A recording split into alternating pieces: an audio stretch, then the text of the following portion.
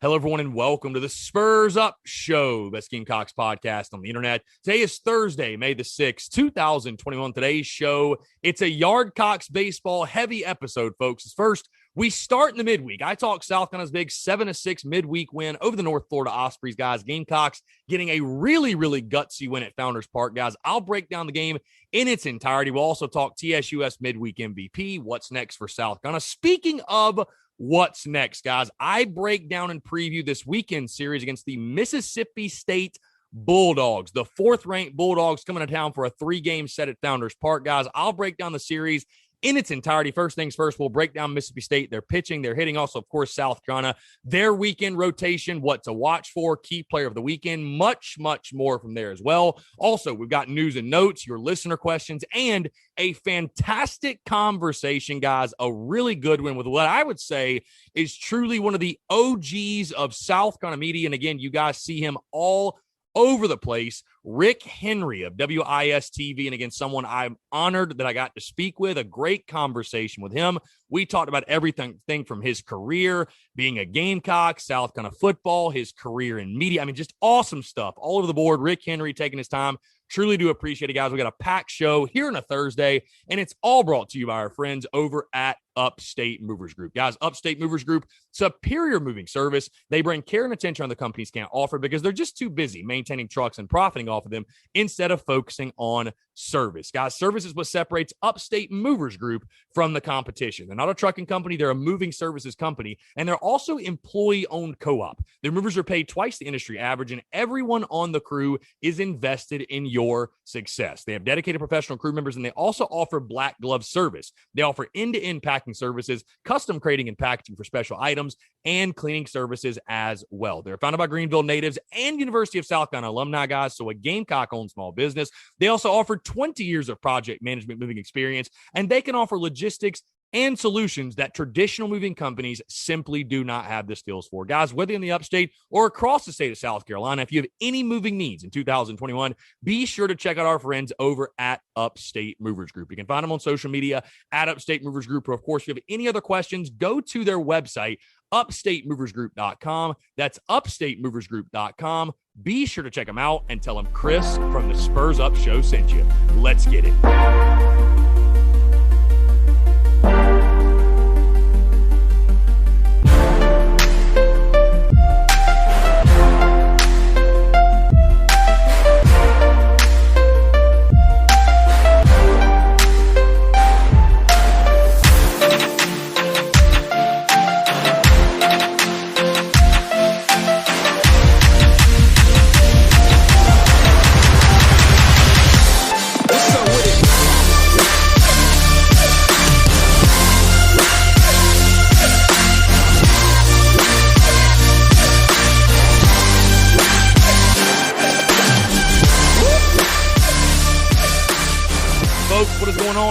Thursday. Hope you're doing well. I'm your host, Chris Phillips of the Spurs Up Show, as always. Appreciate you guys tuning in. You know, when life throws you a curveball, right, you don't just swing and miss at it. You sit back, you make an adjustment, you adjust to it, and you drive that thing out the ballpark. And that is exactly what we are doing here on a Thursday. Of course, like I told you guys, no Daily Crow today. In case you didn't know, no Daily Crow. I am actually playing in a golf tournament in Greenwood, South Carolina tomorrow with a good buddy of mine. My best friend invited me out. We're going to do a little captain's choice.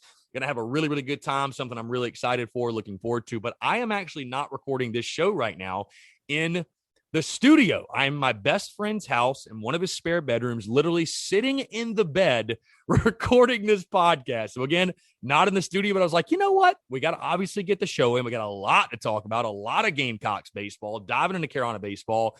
But I was like, hey, man, I got to do it from your crib. He's like, that's cool. Do it in the spare bedroom. We're doing it in the spare bedroom. I'm sitting in the bed right now, so yours truly is very comfy. But I'm also very excited, very pumped up, guys, because, again, we got a lot to get into. First things first, guys, I want to take a second to say thank you all so much for tuning in. The love and support, man. The love is just unreal, man. Every time I'm at Founders Park or out and about, tons of great Gamecocks saying what's up, shouting out, interacting, all that good stuff, engaging, guys. And, again, it's that love and support you guys show that really separate TSUS from everybody else, that really put us on top and make things happen and make things a possibility, from partnerships to merchandise to everything that happens within the business. And again, I never want to and never will get to a point where I do not show the proper gratitude and the love and the respect that you guys deserve for making this thing go. Again, without you guys, this thing would not be possible. So again, thank you so much for the love and support. Thank you for tuning in wherever this finds you, whether you're on the commute, you're in class, you're hey, maybe you're done with class, you're done with exams, maybe you're just chilling at home, you're off, whatever it may be, whatever you are doing. I hope this show finds you well. And again, I sincerely and genuinely appreciate you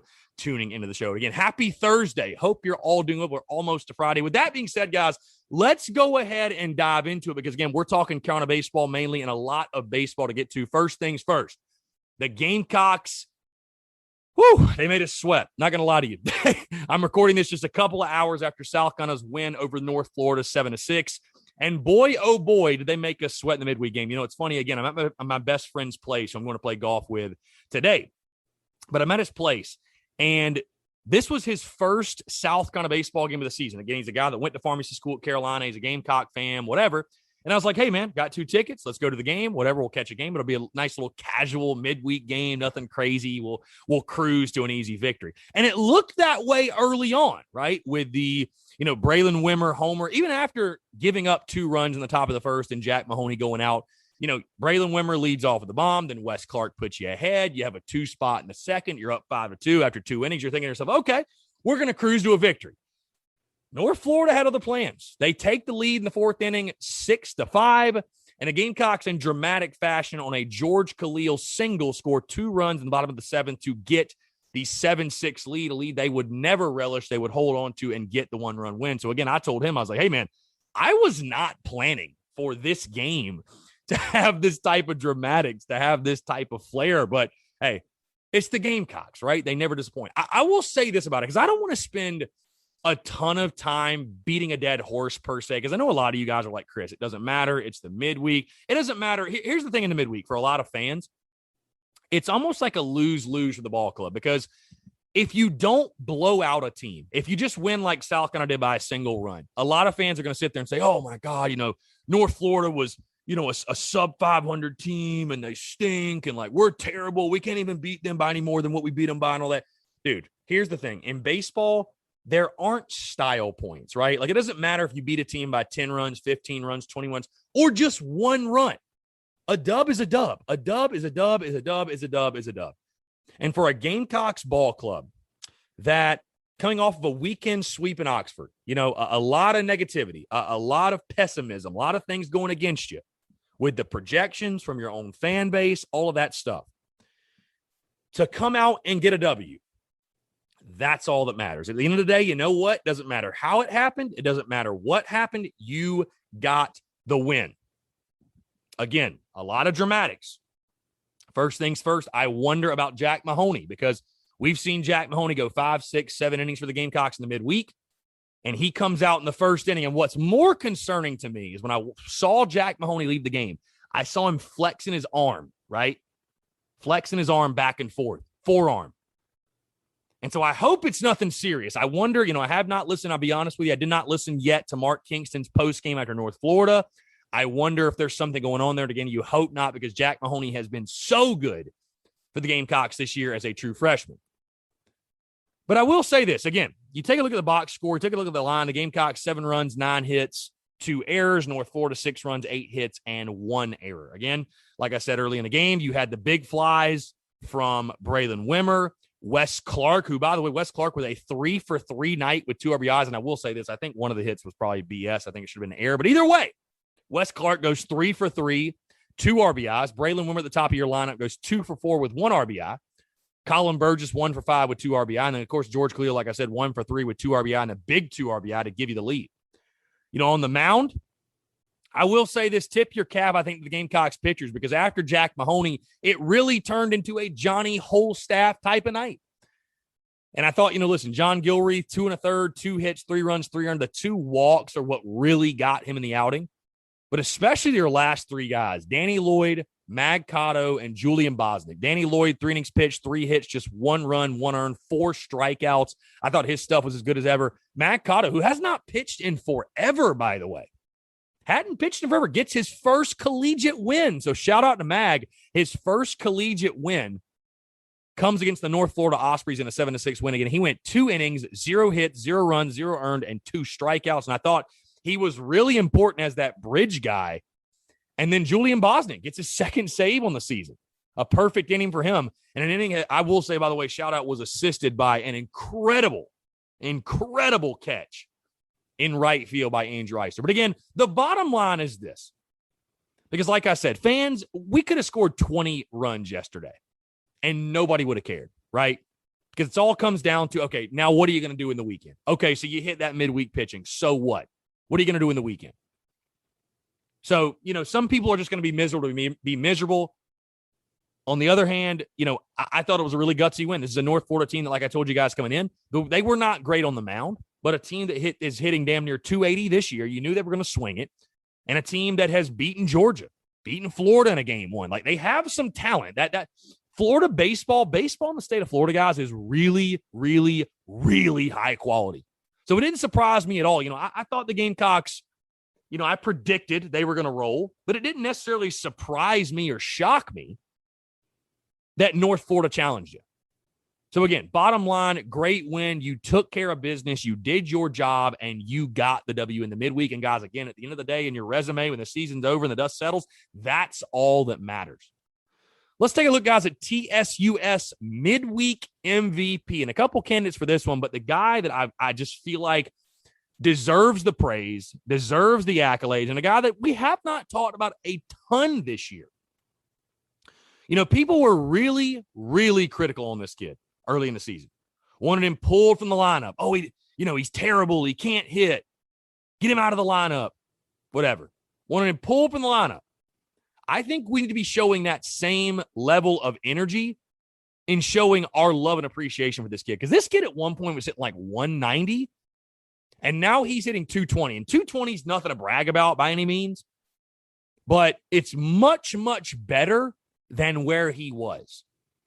And that man is George Khalil. And George Khalil coming up with a clutch hit for you late in that game. Again, the RBI single that drove in the tying and go-ahead run. Again, George goes 1 for 3, 2 RBI walk. But again, the 2 RBI and the 1 knock was the biggest swing of the ball game. So again, like I said, I think George Khalil deserves the love, was getting a lot of hate early in the season. Fans saying, oh, pull him, he can't hit, he sucks, he's this, he's that. Keep that same energy and showing your love for George. Because, again, he has come around really, really nicely, especially in this second half of the season, and has actually become a pretty nice and dependable piece down there in the 9-hole. So, again, my TSUS Midweek MVP, congratulations to our Aussie, Mr. George Khalil. What's next for South Carolina? We're about to talk about the Mississippi State series, and let's go ahead, guys, dive into that, break that down, because, again, this is a huge weekend for Gamecocks baseball. And I don't want to sound like a broken record, because I'm probably going to say that the next 3 weekends. We all know what's on the line and what the stakes are, right? You're 11-10 in SEC play. You got 3 SEC series left.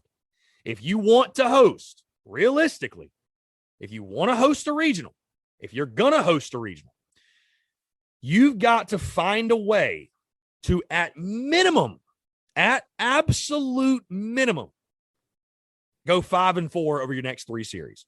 Realistically, you probably need to go 6-3, but maybe 5-4, and a couple of wins in Hoover will get you in there.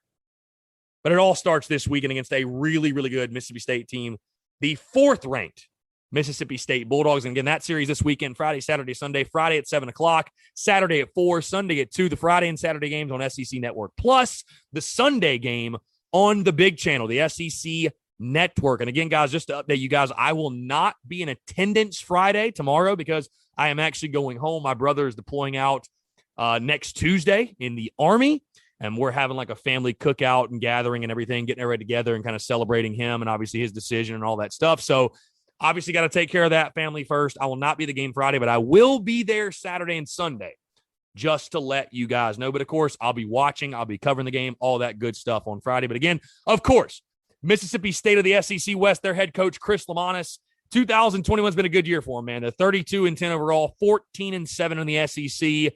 And obviously, again, top 5 team in the country. Let's move to their pitching, their hitting, break down the Bulldogs, guys, and we'll start on the mound, because that's really been the strength of this Bulldogs team, a 3.62 team ERA. They have the most strikeouts in the SEC. And they also feature, before we get into their starting rotation, they feature, you thought that kid from Arkansas was good, the Cops kid that came in and just made us look foolish. They might have somebody that's even better. They feature one of the best relievers in all of college baseball in Landon Sims. Get these numbers, guys. 13 appearances, okay?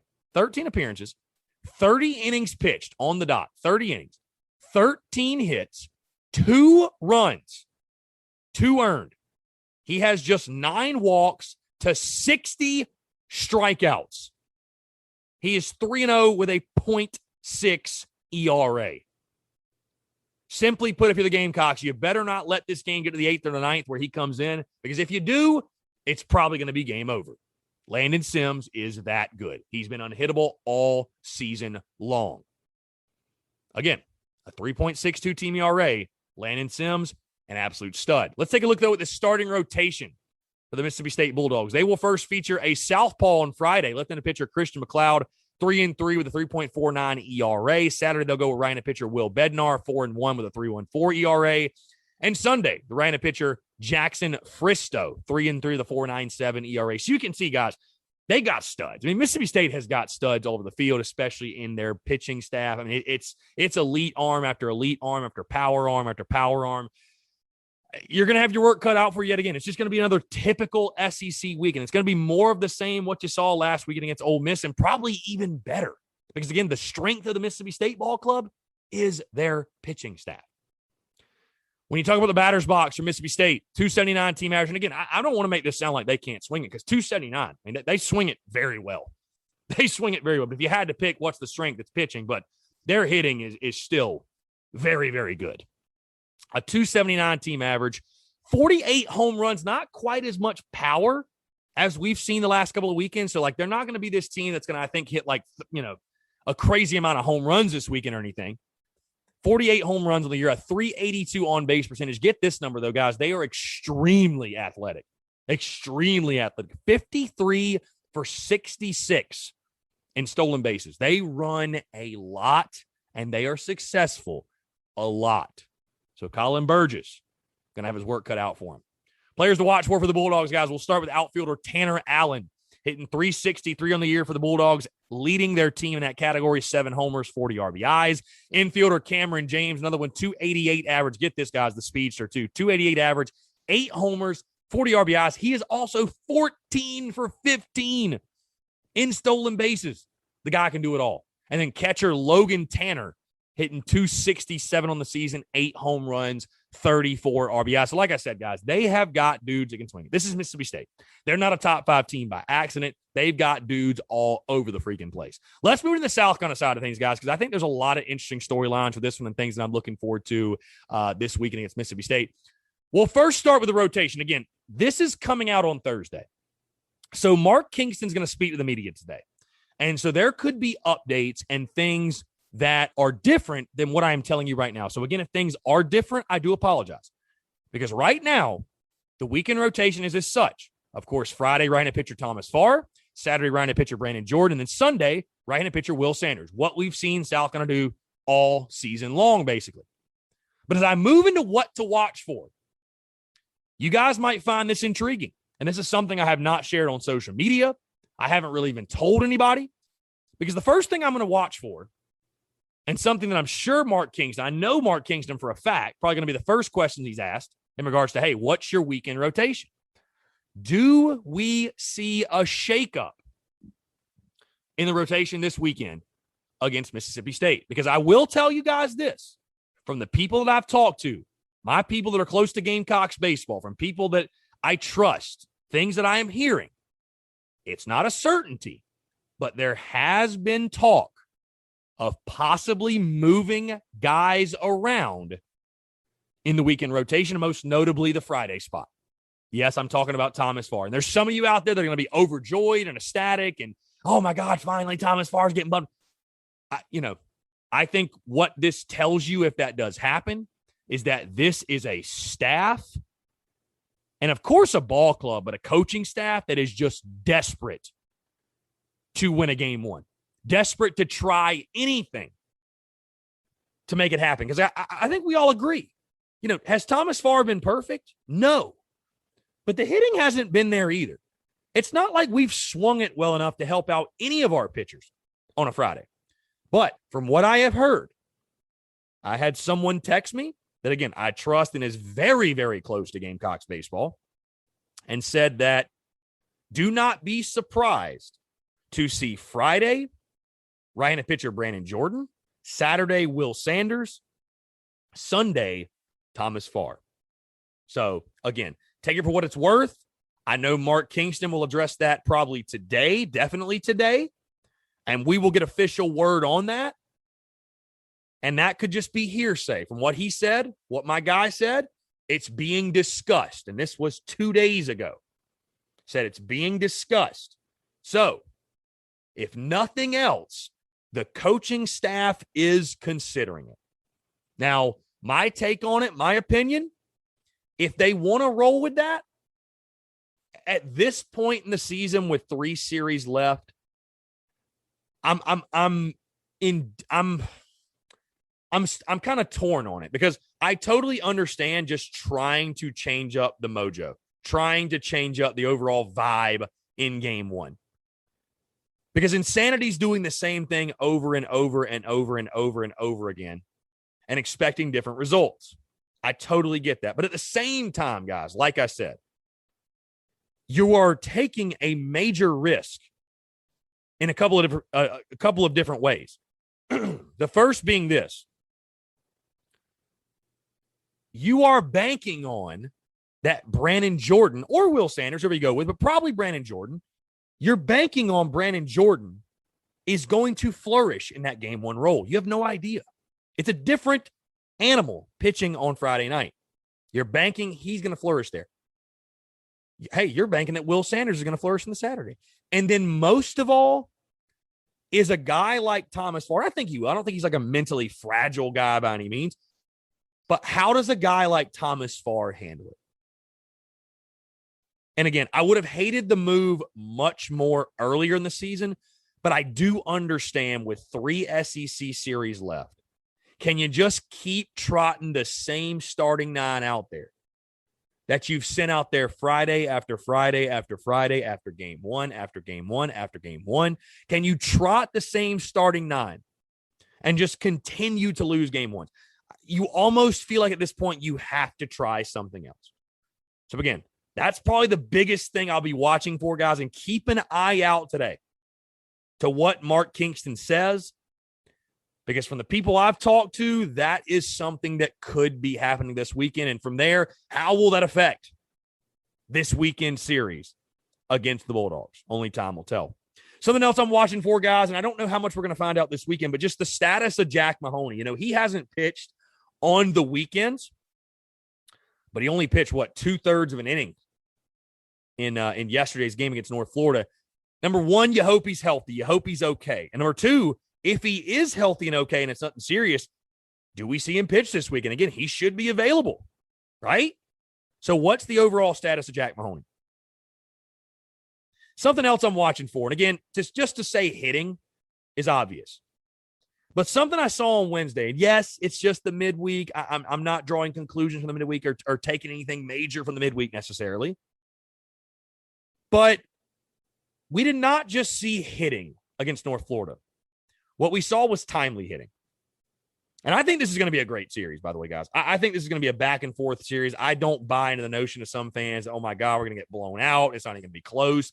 I think, and I'll give my full prediction tomorrow, but I think this is going to be a team, coming back home to Founders Park. The Rowdy Roosters will be out and about. I think the crowd will be great. The weather should be great for a weekend at Founders Park.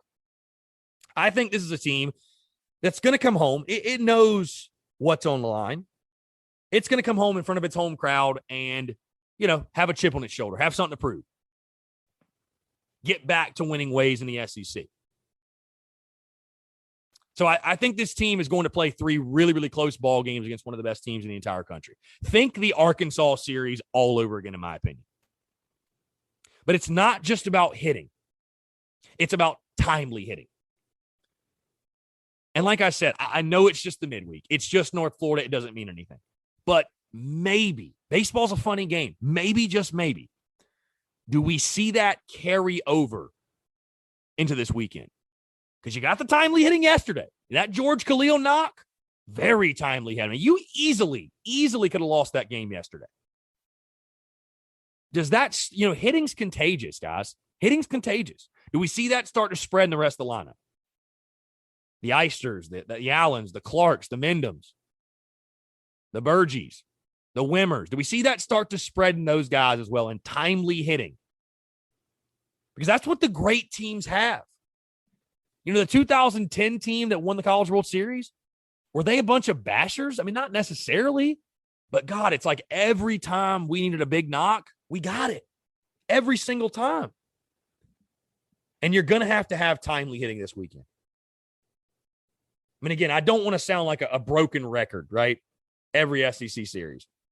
And that's why I don't do keys to victory for baseball, because they're basically the same every weekend. Hey, on the mound, throw strikes, get ahead of hitters, don't walk guys. Great pitching and timely hitting. That's it. That's the key. Great pitching and timely hitting, and you'll win a lot of ball games doing that. But it's going to be tough to scratch out knocks against this Mississippi State pitching staff. No question. They got an elite staff. They got elite arms. It's going to put timely hitting in a premium. If you get a guy on second, if Mississippi State makes a mistake, walks you, makes an error, if you get a guy on, if you get a guy in scoring position with less than 2 outs, you've got to capitalize. Like, timely hitting is going to be at a premium this weekend. 2-out hitting. Hitting with runners in scoring position. But again, when you boil it down to it, timely hitting, it will be at a premium. Can the Gamecocks do enough of it? Because that will be the difference at the plate. You're not going to go out there and get 10 hits a game. You're just not. Even if you were swinging it as well as you've swung it all season, you're just not going to. Timely hitting. You have to get those timely hits. Speaking of the lineup, something else I'm watching for, guys. We saw a shakeup in the lineup on Wednesday, yesterday's game against North Florida, with Braylon Wimmer jumping into the leadoff spot. Brady Allen sliding in a 3-hole, which Brady Allen just continues to do Brady Allen things. Best ball player on our team. It's not even close. But again, Wimmer in the leadoff, Allen in the 3-hole. And then you saw a couple of other shakeups, Satterfield at third base. Does the lineup shakeup stick? How much does the lineup change? Is that a permanent move to put Wimmer in the leadoff? I actually like Brady in the 3-hole. I like Brady and West back-to-back. I do. I like Brady West back-to-back, to be totally honest with you. Hey, Noah Myers also played left. Is Josiah Seitler's groin good enough to go this weekend? But does the lineup shake up stick? And how much does the lineup shake up? I know they're trying different things to try to produce offense. I will say, though, I do love Brady in the 3-hole. I mean, you can put Brady anywhere and you're going to love it, because this is just a hitter. He's a hitter, man. Got great plate vision, plate discipline, takes great at bats. He struck out. I want to mention this too. He struck out in this at bat, but I thought he had one of his best at bats of the year against North Florida, which I don't even know how many pitches it was. It had to be double digits. But he got to 3-2, battled, and he finally K'd up. But it's those type of ABs where your hitters are able to see a lot of pitches and work a count and work a pitcher. Those are the kind of ABs you want. So again, Brady Allen, big Brady Allen fan, man. Love his game. Dude's a straight up dirtbag. But does the lineup shake-up stick? Do we see Wimmer back in the leadoff spot? Do we see Brady in the 3-hole? Do we see Satterfield back at the hot corner? Do we see more Noah Myers this weekend? It'll be interesting to see. Guys, something else I'm watching for, more off the field. Like I said, Founders Park, 7 o'clock, 4 o'clock, and 2 o'clock. 50% capacity. The capacity's been expanded. We saw it against Arkansas. We'll see it this week in a huge series. And I expect the Rowdy Roosters to be out and about at Founders Park. How much of an impact do they make? And hey, if you're listening to this, you're a Rowdy Rooster. Get out to Founders Park if you can. By the way, I sold all of my tickets, sold them all to Gamecock fans, and you love to see that. You love to see that. But the Rowdy Roosters, out and about, do they get kicked out of their sections?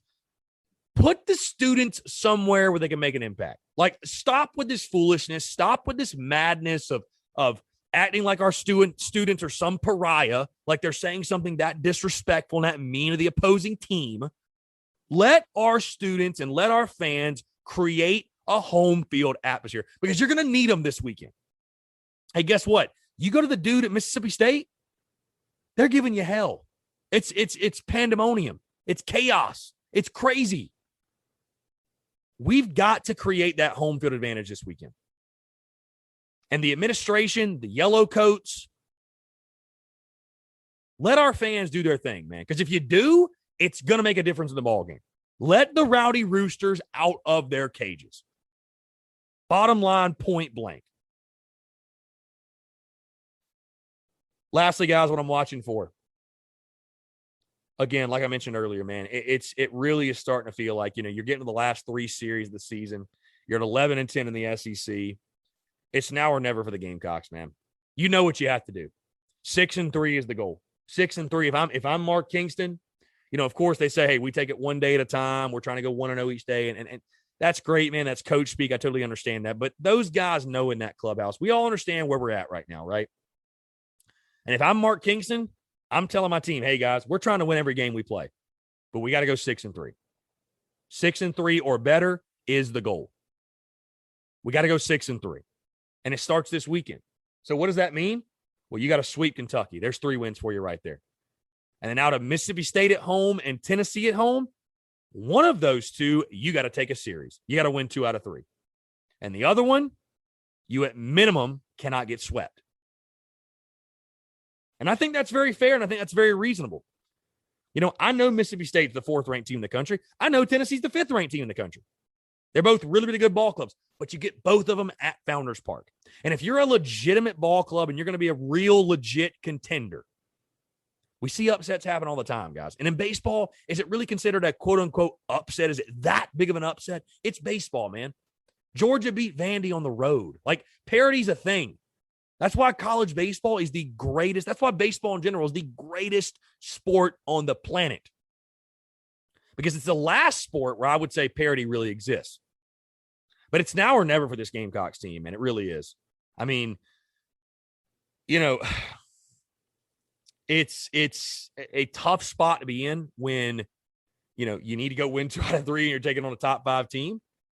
But that's the spot you've put yourself in. If you're going to host, if you're going to be a regional host and have the type of season you want to have and give yourself an opportunity in the postseason, this is the type of series you've got to step up and take. So it's now or never for the Gamecocks. How do they respond to that? Let's move to key player for this weekend, guys. And I mentioned him earlier. And he, in a weekend like this, coming off of a really, obviously, the series sweep in Oxford, really rough weekend, returning home. In a series like this, you're going to look towards your leaders. You're going to look towards your captain, your emotional leader, on-field leader, verbal leader, leads by example, all the above. You're going to look for your alpha to lead the charge and have a big-time weekend. And in a weekend like this, to be the top 5 team, your best player needs to have his best weekend. And your best player is Brady Allen. And he's my key player for this weekend. No question. Your best player's got to have his best weekend. He is the catalyst of this ball club, in my opinion. When he goes, we go. And I've said that all year long, but it's true. When he goes, we go. He truly, in my opinion, sets the tone for everything we do. And I know that's putting a lot of pressure on one guy. There's a lot of other guys on this team that have a similar effect. But when Brady Allen is, even when he's not, because in that North Florida game, I mean, did he even get a knock? He went 0 for 4 with a walk and 2 strikeouts. So it's not like he went off yesterday or anything. Didn't have his best game. But he is the catalyst of our ball club. And I just think to beat a Mississippi State, wherever he is in the lineup, doesn't matter. You're going to need him to have a good weekend. You're gonna need him to lead you, whether he's at the top of your lineup, he's in the 3 hole, he's in the 5 hole, wherever they decide to put him. This lineup has been searching for answers for so long, it feels like. I mean, just searching for anything. I see Brady Allen,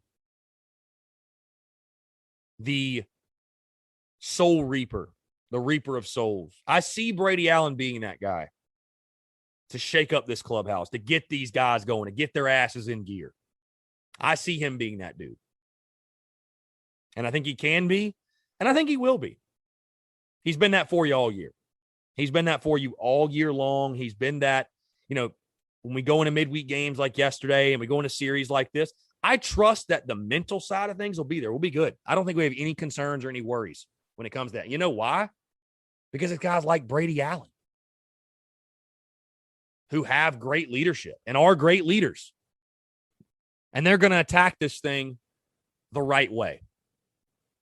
And again, Brady Allen is certainly that dude. So again, like I said, guys, my key player for this weekend and a guy that I think needs to have a big weekend for South Carolina to take down Mississippi State, none other than outfielder Brady Allen. So again, guys, that's going to do it for my Mississippi State preview. The Gamecocks taking on the 4th-ranked Bulldogs this weekend at Founders Park in a 3-game set, guys. Again, Friday at 7, Saturday at 4, and Sunday at 2.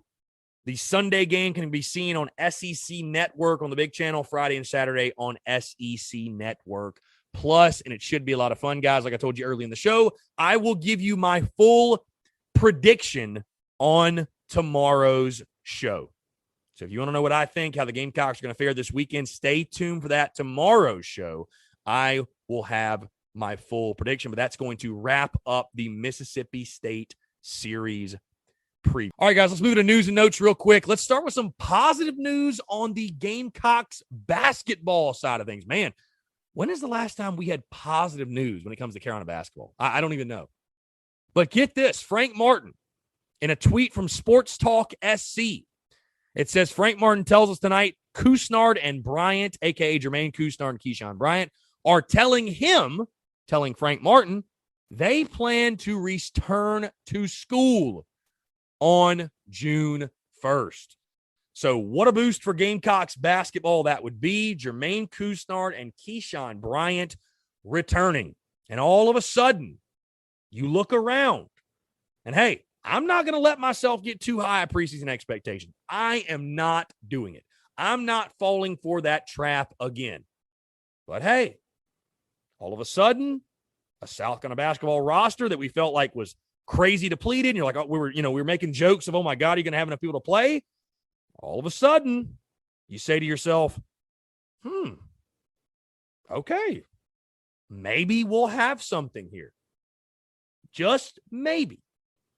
And again, that is the eternal optimist, hopeful Gamecock and fan in me even saying that. But interesting stuff. Couisnard and Bryant sounds like they will be returning for the Gamecocks this season. A huge boost for Frank Martin's club. Lastly, guys, Gamecocks men's golf. Shout out to them. A number 9 seed in the Albuquerque Regional. South Carolina men's golf beginning postseason play. I'd have to look up the dates, to be honest with you, but very soon. But a 9 seed in the Albuquerque Regional. So really, really good stuff, guys. Really good stuff for the Corsecocks, as somebody commented. I was like, man, I really love that. The Corsecocks. So really good stuff. All right, let's get into your listener questions, and we'll dive in our interview, guys. And our interview is a really, really good one, so I can't wait for you guys to hear that. Let me see. I got to find the questions really quick. Where are they? Where are the listener questions? Let's see.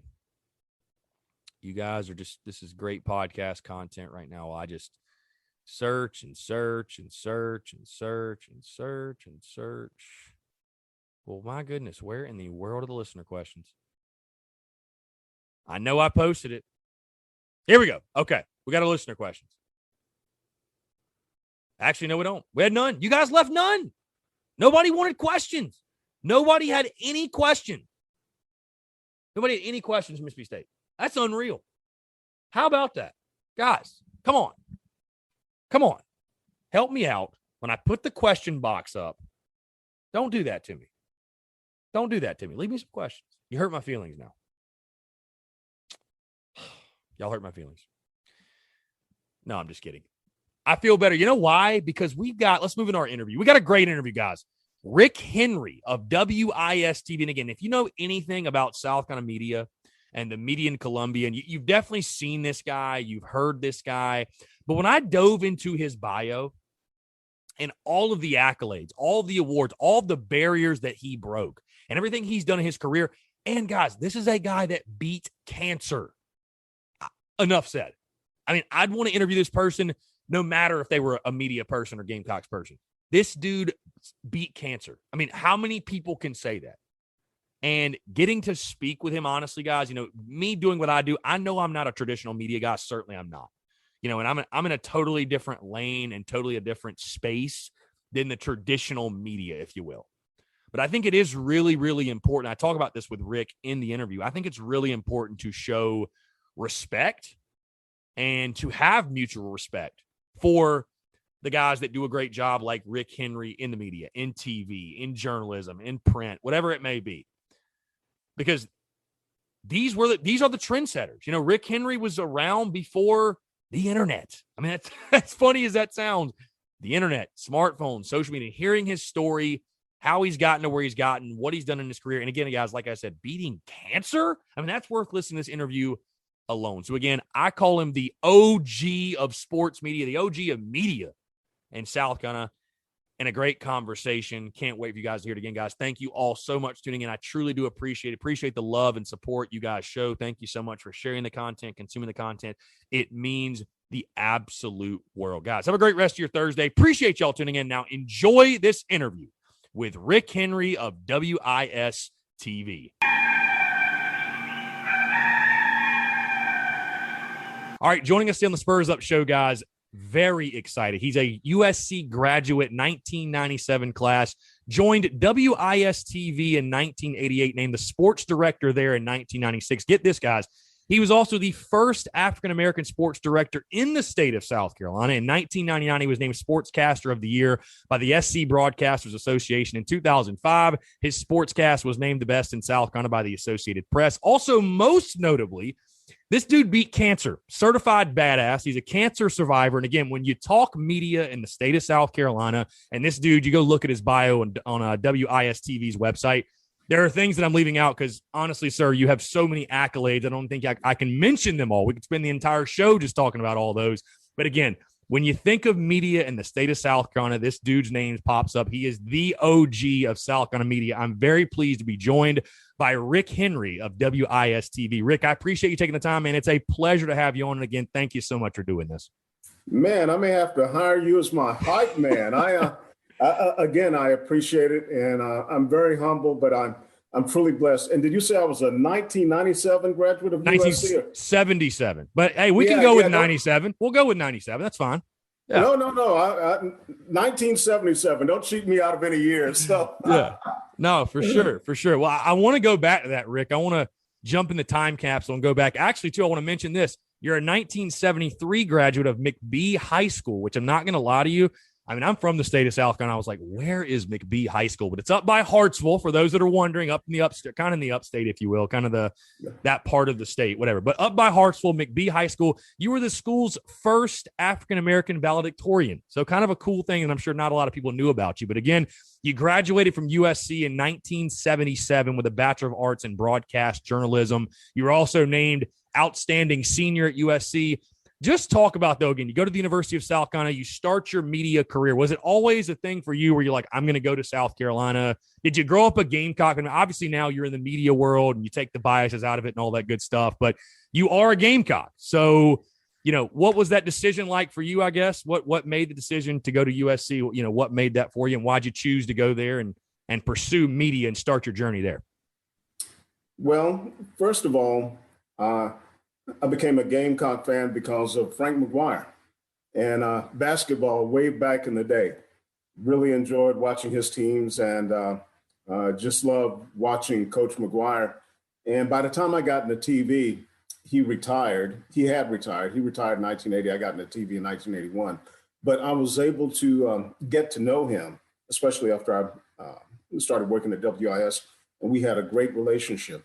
But I grew up loving sports, loved to play sports, loved to watch sports, loved to read about sports. And I also discovered I had a knack for writing. And I said, hey, why not go to school and, become a sports reporter, become a sportscaster? That was a dream I had. South Carolina, I had a good journalism school. I said, okay, I'm going to go to USC and see what happens. I want to ask you this, Rick, because again, I talked about you were the first African-American sports director in South Carolina. And again, you went to, the University of South Carolina in the mid 70s. And I'm sure for you getting in media, you overcame a lot of obstacles and you broke a lot of barriers.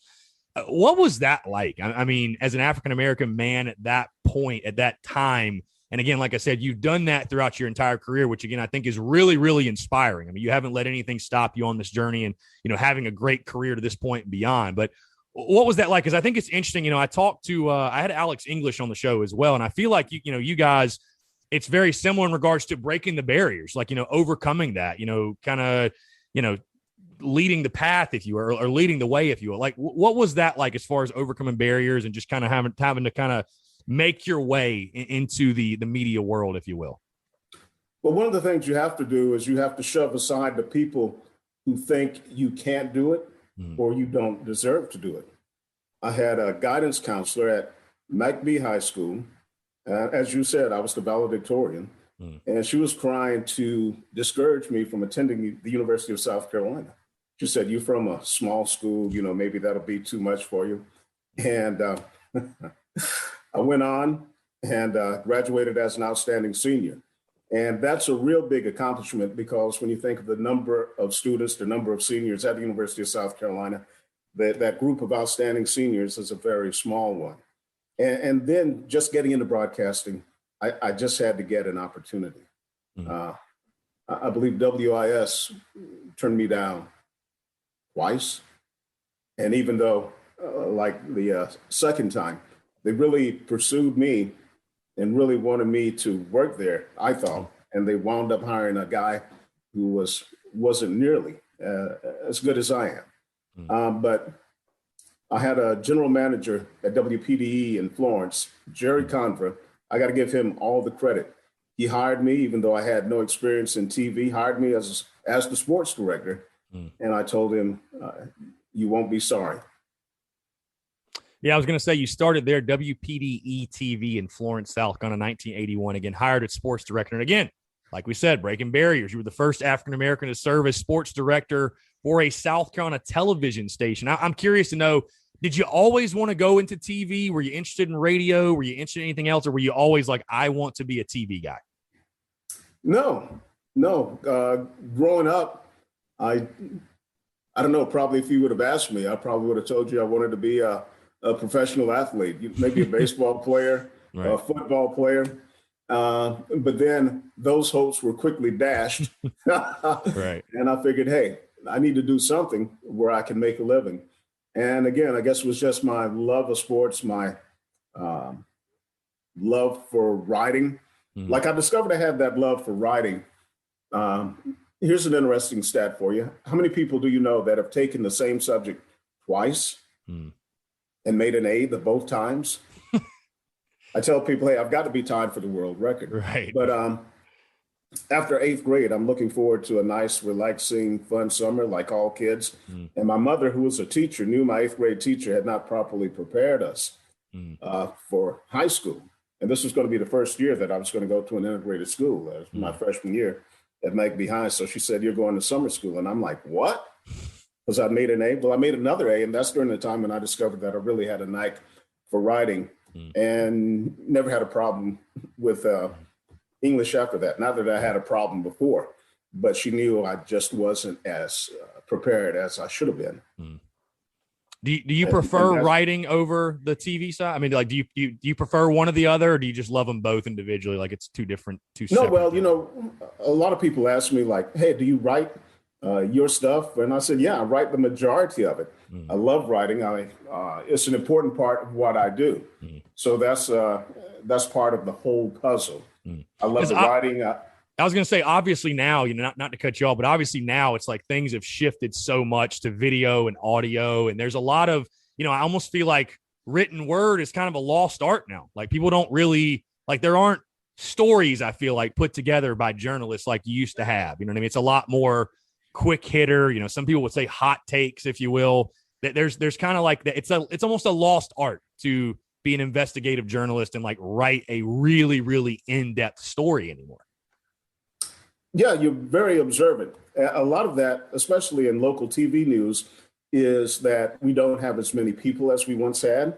The staffs are smaller and we have more shows. When I first came to WIS in 1988, we had 2 evening shows, the 7 o'clock show and the 11 o'clock show. We had 3 full-time people in sports. Now we have, we do news from 4 to 6:30. Right. When we have a 7 o'clock show, we do a 10 o'clock show, and we have an 11 o'clock show. And when you look at it from the news side, a lot of their day is spent going out covering a story. Right. Then they have to be set up for live shots. And you don't have a lot of time to put into those stories and produce those stories. And it's that way, too, in sports, because we've gone from 3 full-time people to 2 full-time people. And when you have to give someone 2 days off during the week and you have to pick and choose your spots, like, okay, wait a minute. We all have to be working on Fridays during football season and Saturdays. So you're kind of limited. But I enjoy putting together those long form stories and really doing nice features on people, which I don't get to do enough. And also the time that I get for sports. We used to get 4.5 minutes, 5 minutes when I first started. Now I'm down to like 2.5, 3 minutes. Most of my shows, except on like Saturday and Sunday. And so you have to keep, I tell my folks, you got to be concise with your writing, and you got to make sure that everyone understands what you're talking about. It's like people standing on a platform waiting for a train, and the train just whizzes by. Everyone is looking, what happened? Make sure everyone is on the train.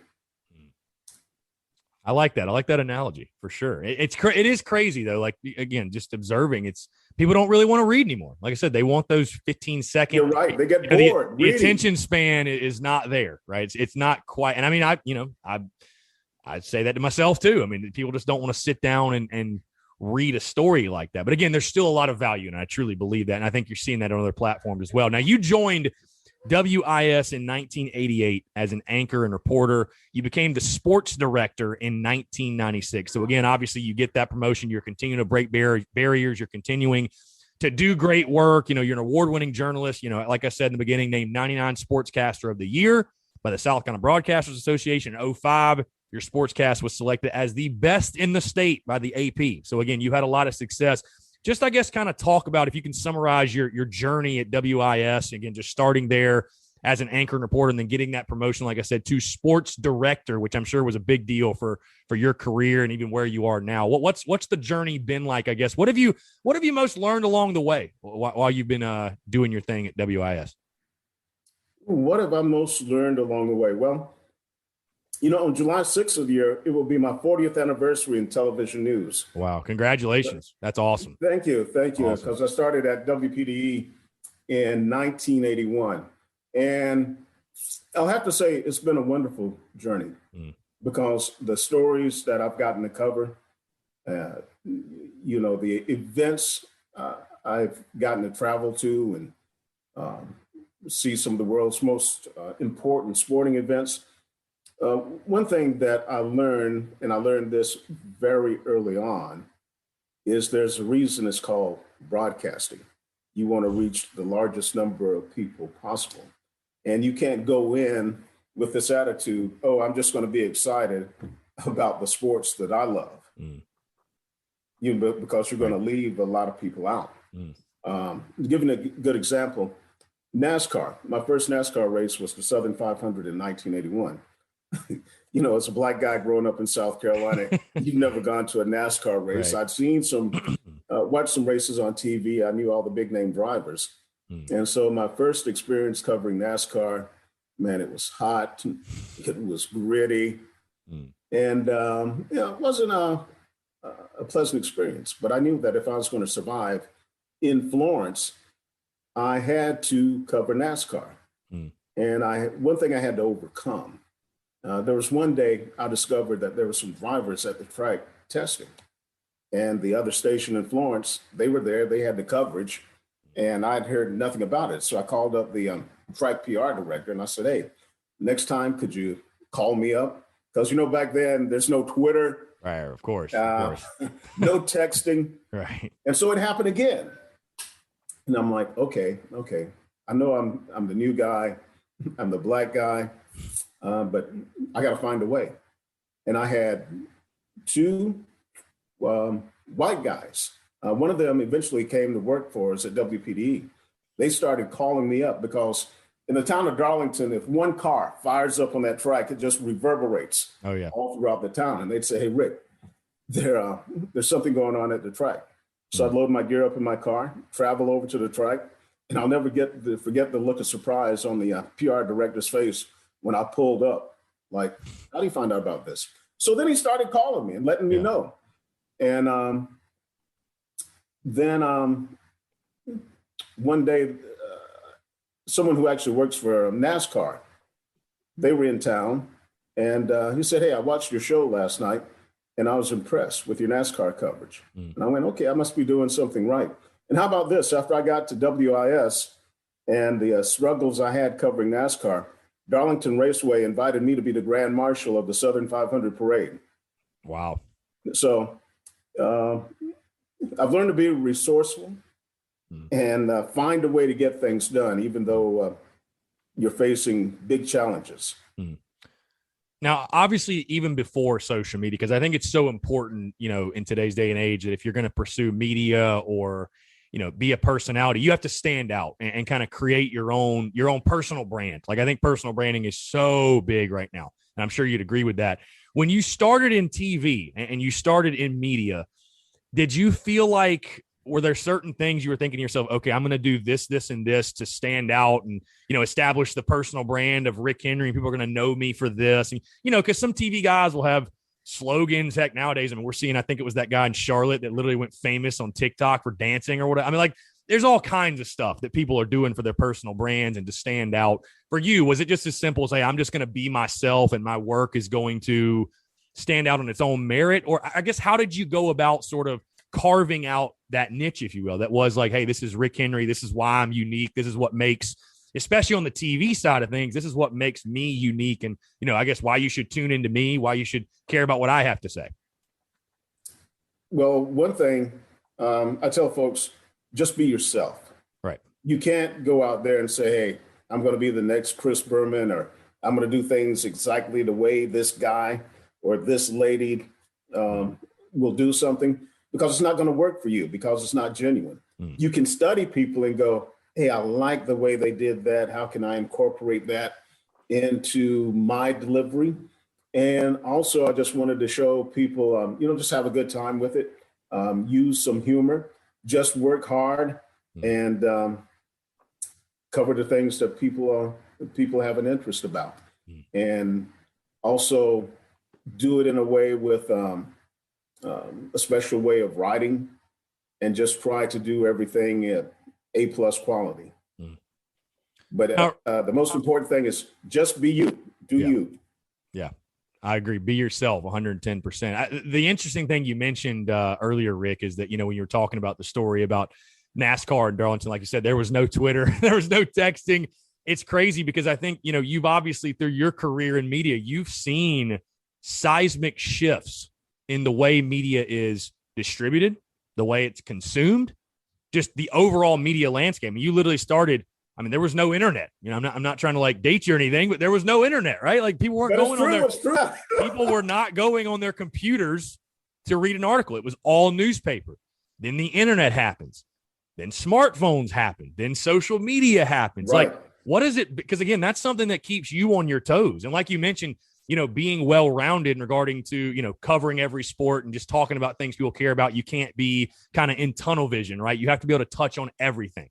You got to have all those tools in your shed. You've had to make adjustments and you adapt or die. And I'm sure there's probably people that you knew, or there's been sportscasters or people that, hey, they didn't like social media, or they didn't like the internet, and they didn't make the adjustment, and you fade into oblivion. I think we're seeing that now, right? So, and I know that just the media industry as a whole, like news, the state newspaper, or just anybody, they've had to make that adjustment in regards to how they distribute media. You know, I think I talked to somebody else that the state has become much more like they rely on their digital product much, much more now because people aren't necessarily buying a newspaper. They're going on their phone, they're looking on their smartphone, and that's how they're consuming content. So what's it been like for you? Again, I'm sure it's kept you on your toes, and obviously you've done a really, really good job of rolling with the punches and adjusting to it and embracing it and making the most out of it. But again, you literally started when, like I said, I mean, there was no internet. There were no computers. People weren't consuming content that way. Now here we sit here, we're literally talking via the computer on Zoom, and, you know, we're looking at content on Twitter and Instagram and Facebook, and that's kind of how people consume things now. How crazy has that been? And what has that been like? Like if I'd have told you when you first started, hey, one day people are going to have a computer this big in their pocket and they're going to look at all your stuff on that. Like, I'm sure you wouldn't have believed it. I mean, it's just like crazy how much things have changed. Yeah, I think I would have called someone trying to get some help for you. Like, this dude has really gone off the deep end. But you're right. When I think back to those days, and it's like we were working in the Stone Age. One of the busiest days for me used to be the day that qualifying took place in NASCAR. It didn't matter what track. The phone in the newsroom would be ringing off the hook with people wanting to know who's on the pole. I'd have to have people in the newsroom, you know, manning the phones. And I may be on another phone trying to call the press box or wherever they were racing, trying to get the results. And all you get is a busy signal. And, you know, high school football, we had to rely on people calling in the score. And lots of times we go there, we wouldn't have an updated score. And we said, hey, well, hopefully we'll get that before we go off the air. And now, well, you like NASCAR. I mean, you got your phone, you got your computer. You can follow NASCAR alone, car by car, when they're qualifying. And then high school football. I love it for high school football because most schools have a Twitter account, and you can get all your scores right there on Twitter, which is really amazing. And when I tell the young folks in the business about how we used to struggle back in the day, they just look at me like, wow, how did you survive?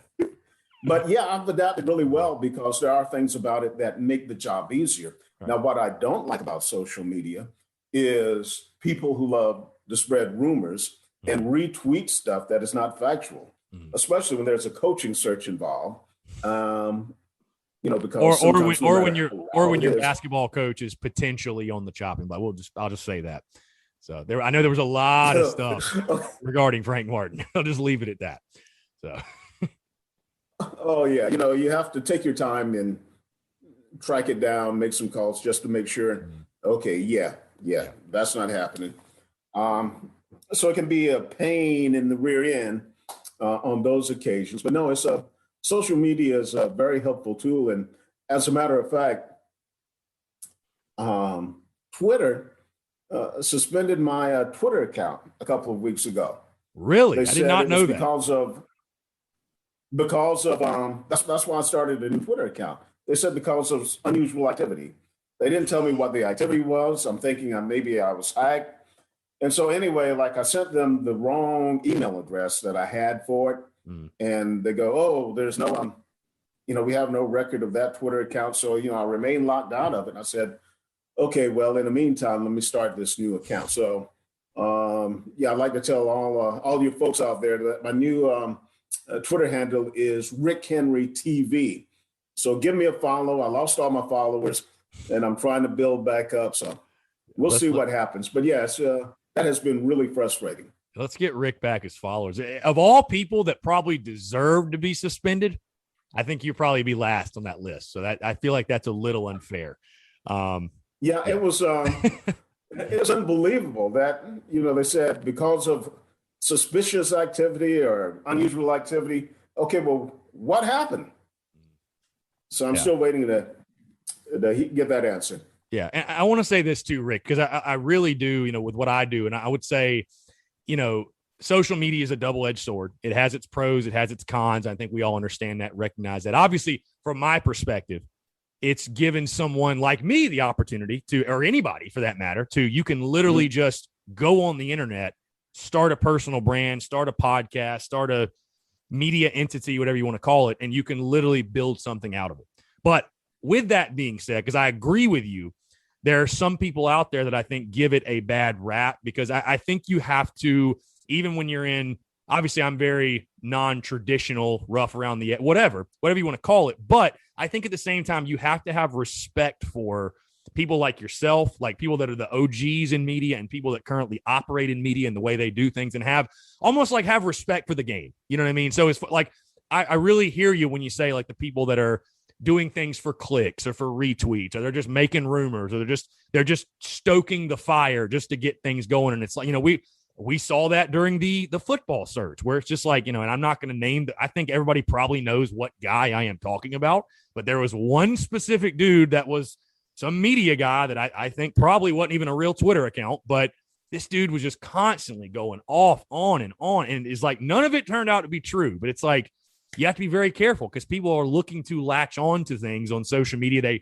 It's almost like people, they want to believe something so bad, they just need one account or two accounts to say it, and it just spreads like wildfire. So again, I think that, while many people tuning into this, they may, think, oh, media's changed so much. And, if somebody prefers an independent outlet versus this, that, but I think respecting the overall game and operating about that way is the way to go. So I just wanted to say to you, sir, I do agree with you. And again, I think it's about appreciating what you guys do, because everybody has a role in this thing that in regards to, for example, covering the Gamecocks and providing the best possible quality content and coverage of the team we all love to watch and love to hear about. So again, kudos to you guys for doing a fantastic job. Just wanted to say that. Yeah, you just have to be accountable. Yeah, for what exactly. you put out there. Yep.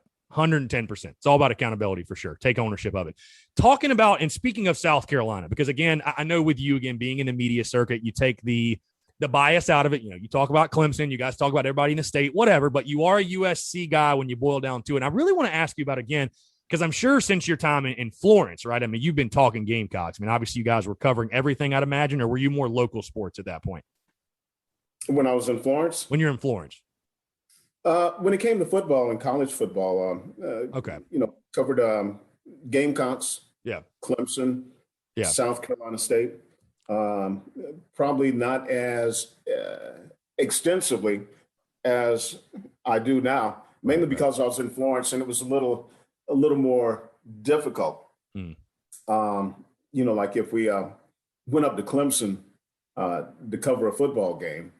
And I remember it was an afternoon game, and we barely made it back to Florence in time for the 11 o'clock show.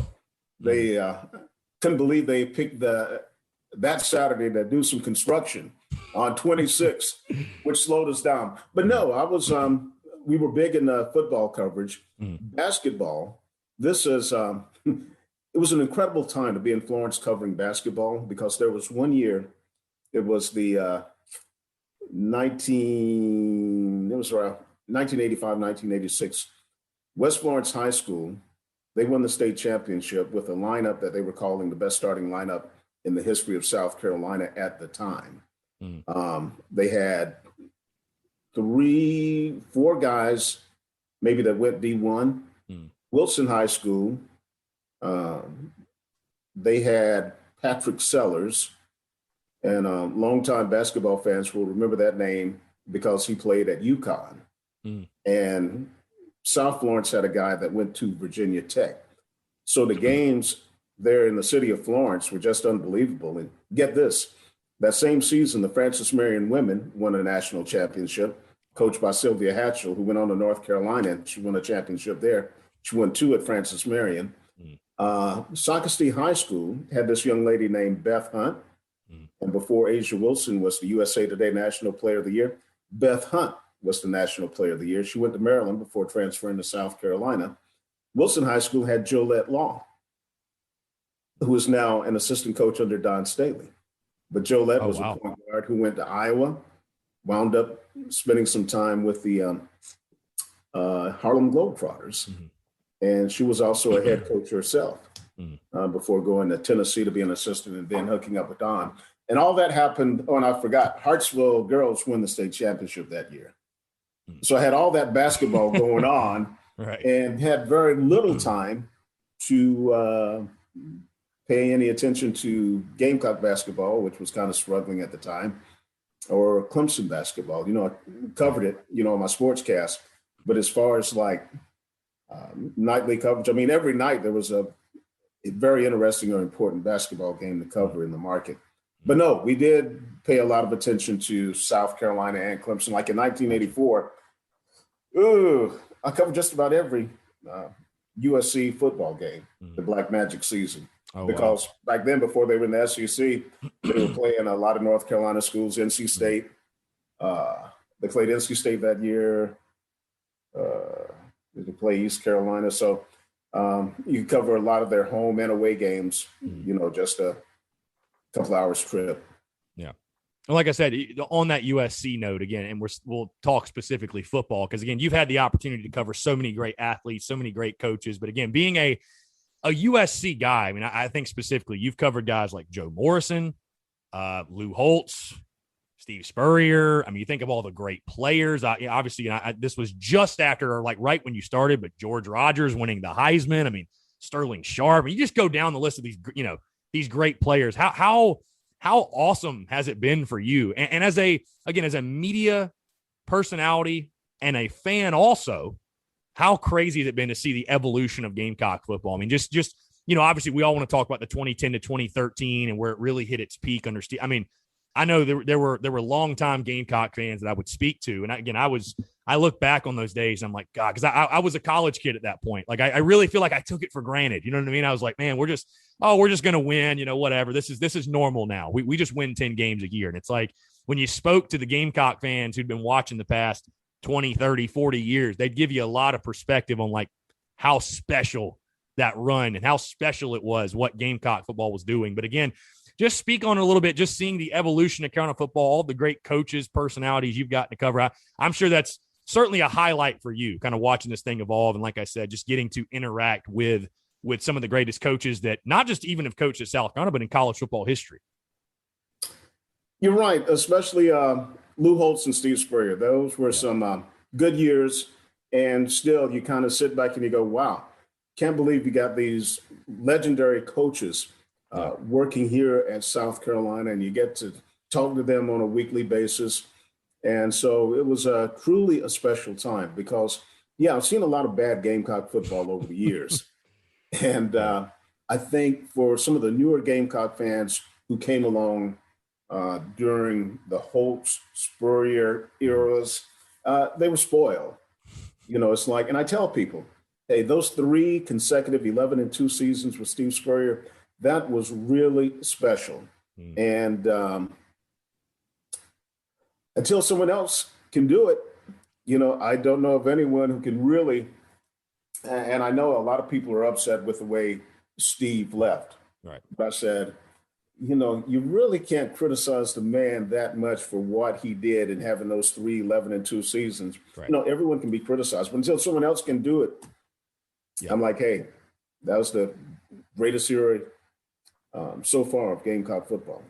Yeah, no question. I agree with you 110%. What was it like being a media guy covering Coach Spurrier? I mean, because he's got a very interesting relationship with the media, and it's one of those things where, you say something, you come across the wrong way. I mean, he'll just zing right at you, and obviously he's so good at that, so witty. How cool was that? How much fun was that getting to cover Coach Spurrier? Well, you're right. The thing about Coach Spurrier is like, he loved to needle the media. He loved to needle his assistant coaches. He loved to needle his opponents. And so it was just, you never knew what to expect with him. He kept you on your toes. I'll tell you a funny story. I've had the opportunity to MC the Coaches for Charity event. Coaches for Charity is a organization started by Fisher DeBerry, the former Air Force Academy coach. And when they started South Carolina Coaches for Charity, they would have the event here in Columbia, and I would get the MC. And you would have the Gamecock coach, the Clemson coach, SC State coach, Furman coach. All the coaches would come, and they would raise money for their specific charities. And one year, one item they had, like they'd offer like the Gamecock package, a Clemson package, maybe 4 tickets to a game.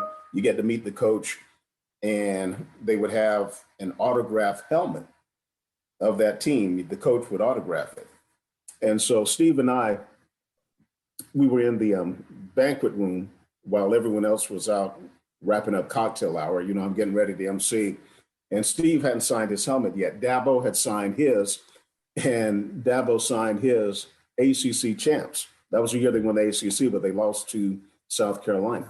So Steve goes, he asked me, oh man, what should I sign? What should I put on mine? I said, well, you can sign your state champs. So he goes, that's great. And he got so tickled about that. He signed his state champs.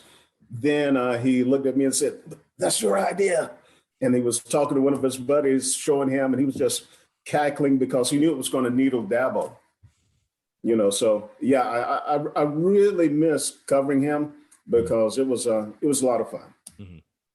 Well, I ask you, I feel like I'd be, you know, obviously making a mistake to not ask you about Coach Beamer. Of course, Coach Beamer was there during his tenure, and of course, we're all fired up about. And here's the thing, is that you guys in the media, and me too, obviously, but you guys in the media, you want Clemson to be good, but you also want South Carolina to be good because it makes the job more fun. It makes the job more fun. Like when 2010-13, it's just more fun to cover teams that are winning and doing really well. The excitement's there, the buzz is there, which is going to draw more people to your telecast, is going to get people to read your articles more.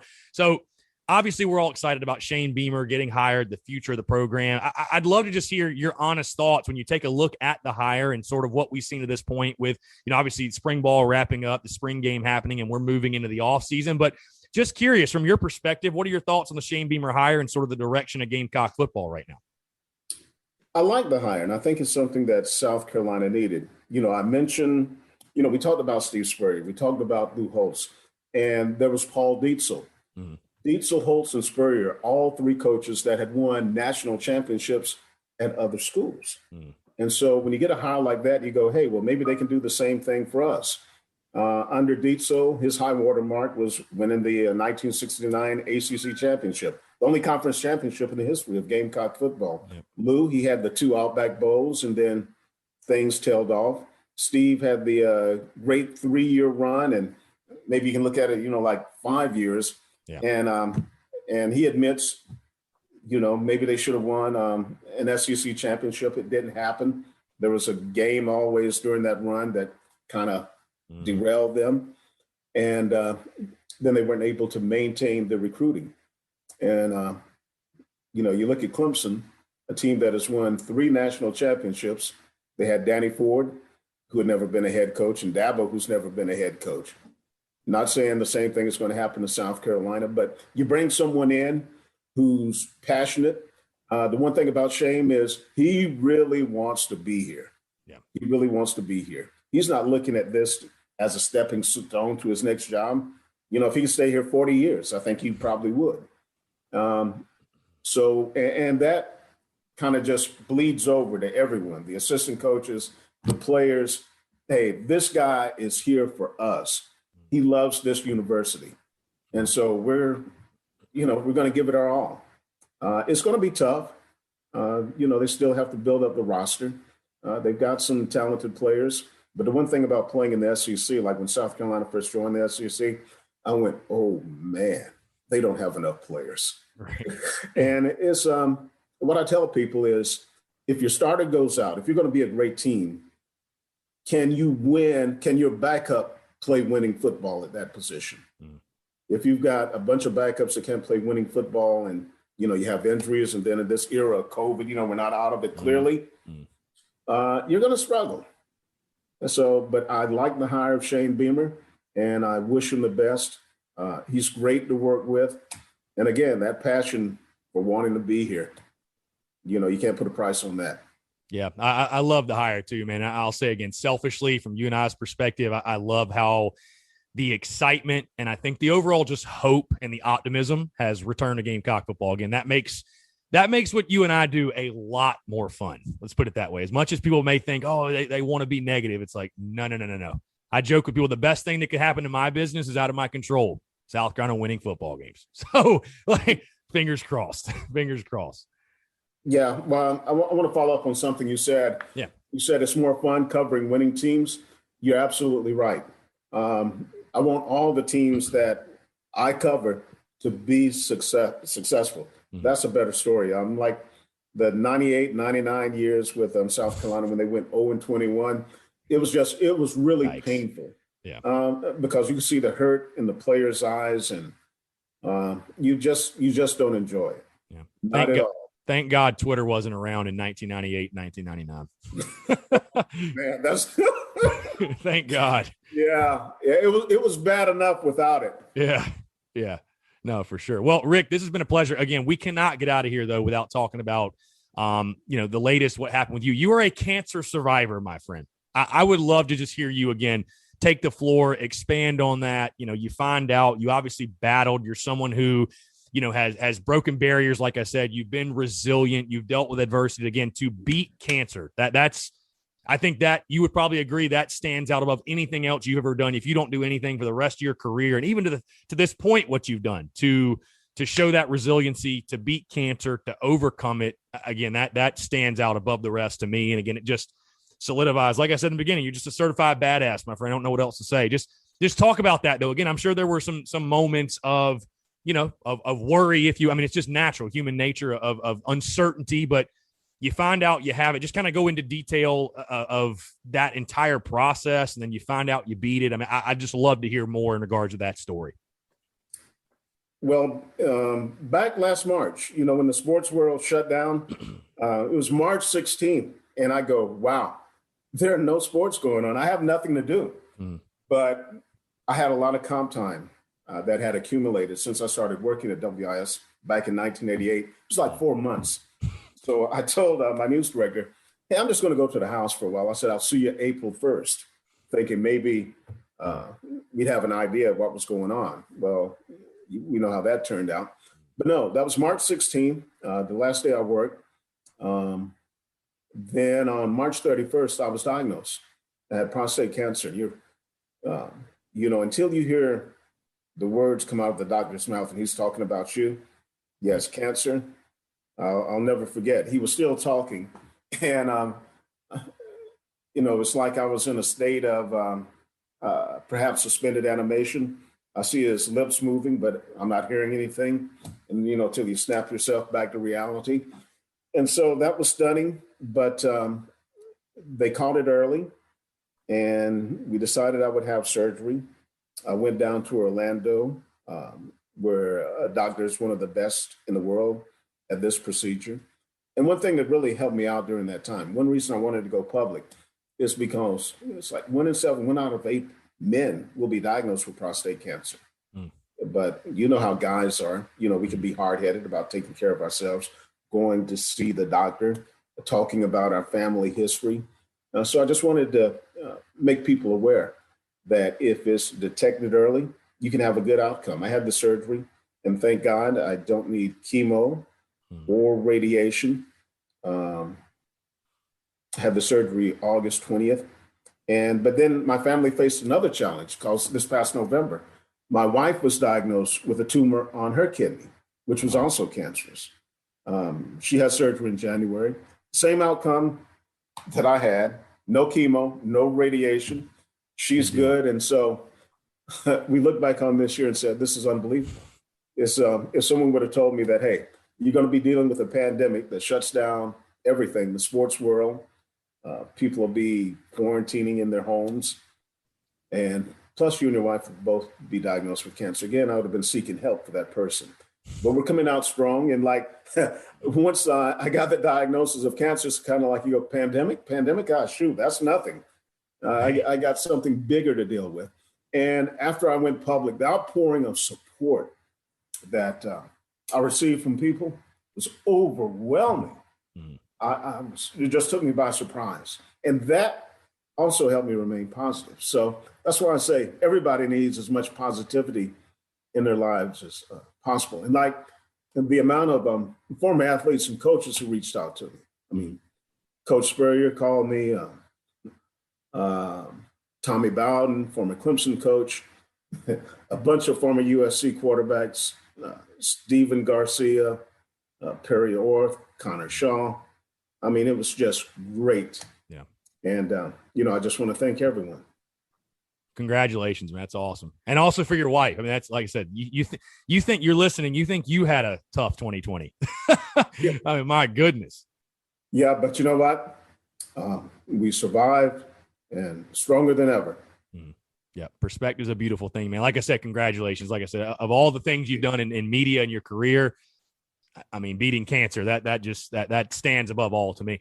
Rick, I'm going to get you out of here. You've been great and gracious with your time, and I truly appreciate it. One last thing, though, because I'm sure there's some people listening that are either, maybe they want to pursue a career in media, maybe they're at USC, whatever it is, to the young, media personalities, or maybe the future broadcasters, or people that want to go take the unconventional route and just go onto social media and talk Gamecocks and try to make their own platform. For anybody like that, like, what would be your piece of advice from someone who has done so much and has rolled with the punches and, again, beaten cancer, but on the media side of things has, like I said, evolved with the changing times? What would be your piece of advice to a young broadcaster, a young media personality that's just looking to break in and start?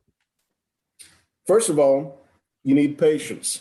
A lot of people now in this, I call it the microwave generation, where everything seems to happen instantly. You have to have patience.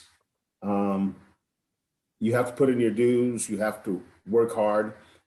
For someone maybe who's in school now, try to do as many internships as you can. Learn as much as you can about the business. Learn to do a number of jobs.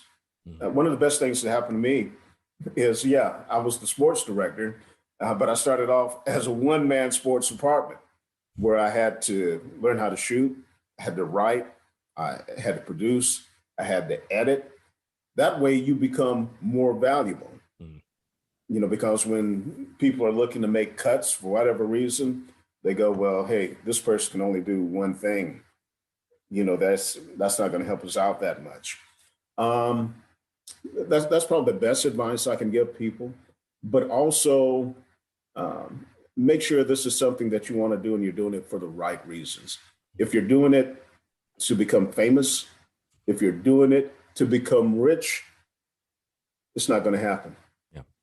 You have to do it because this is what you want to do and you love it. And so people can follow your example, do a podcast. If you're really good and get your name out there, that can grow and lead to bigger and better opportunities. But I just say, if this is what you want to do, go for it. Be passionate about it, and also be very confident. And you got to have the attitude, I can do this. I don't care what anyone else says. I'm believing in me, and I'm going for it. Rick Henry, very well said, man. That's great stuff. Rick, again, I appreciate you being gracious with your time. This has been amazing. Be sure to tune in, WIS TV, WISTV.com, and also, again, at Rick Henry TV, right, on Twitter, at Rick Henry TV. That's the new Twitter account. Let's get Rick Henry his Twitter following back, at Rick Henry TV. And Rick, I'll tell you, I will do my part on social media to make sure people are aware, because we need to get your Twitter following back. We got to get it back for you. But no, seriously, man, this has been a pleasure, truly an honor to talk with you. Like I said, when I think of South Carolina media, there's a lot of people that do a great job, but you, sir, again, like I said, the OG in sports media, especially when it comes to South Carolina. So again, thank you for taking the time to drop your wisdom, and appreciate it, man. Let's do it again soon for sure. I would love to. I appreciate your kind words, and I'm so glad you gave me this opportunity. Thank you very much. Absolutely. For Rick Henry, I'm Chris Phillips. We appreciate you guys tuning in, and we'll catch you next time for an episode of the Spurs Up Show.